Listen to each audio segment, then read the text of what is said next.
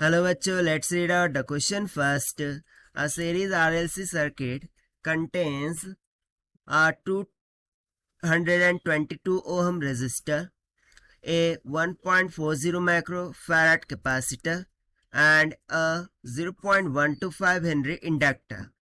The 444 Hz AC generator in the circuit has an RMS voltage of 208 volt. What is the average electric power dissipated by the circuit? So basically यहाँ पर electrical RLC series circuit की बात हुई है, ठीक है, जिसमें हमें क्या क्या गिवन है कि रेजिस्टेंस है 222 ओहम, उसके बाद हमें कैपेसिटेंस गिवन है 1.40 माइक्रोफैरड के इक्वल, एंड इंडक्टेंस गिवन है दैट इज 0.125 हेनरी के इक्वल, एंड आल्सो जो रेजोनेंट फ्रीक्वेंसी है 444 हर्ट्स के इक्वल है, ठीक है, यानी कि फ्रीक्वेंसी वो हमें 444 हर्ट्स के इक्वल गिवन है। और इसको जो आरएमएस वोल्टेज गिवन है दैट इज वीआरएमएस, वो किसके इक्वल गिवन है 208 वोल्ट के इक्वल। सो हमें average electric power dissipated calculate करना है। सो उसके लिए हम यहाँ पर लगा देंगे की कॉन्सेप्ट, ठीक है।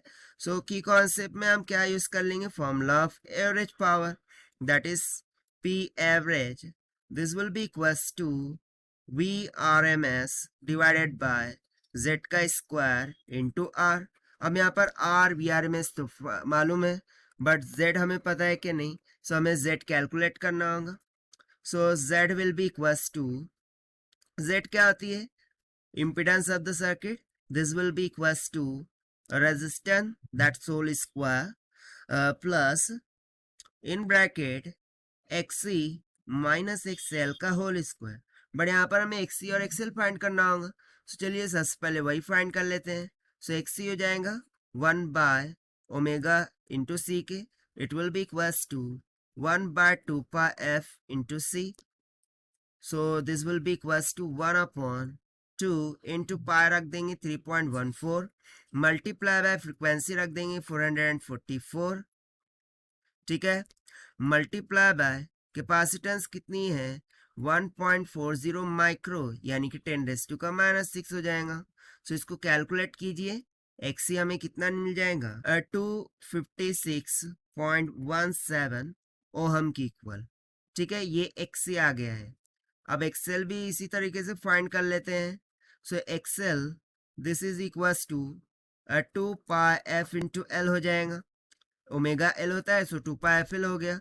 सो वैल्यू सब्स्टिट्यूट कर देंगे 2 इंटू 3.14 मल्टीप्लाई बाय एफ कितना है 444 मल्टीप्लाई बाय एल कितना है 0.125।